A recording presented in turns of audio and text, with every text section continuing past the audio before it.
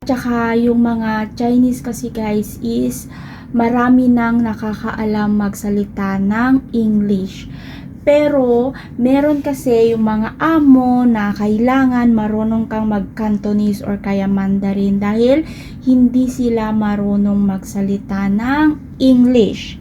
Pero meron din naman yung mga amo dito sa bansang Hong Kong na kahit hindi ka marunong magsalita ng Cantonese or Mandarin is okay lang.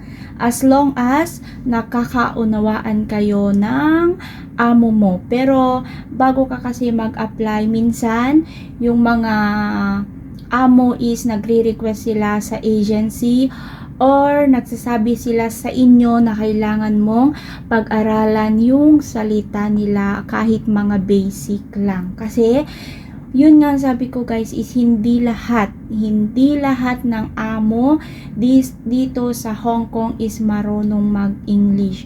Kung marunong man sila guys is pakunti-kunti lang. Okay?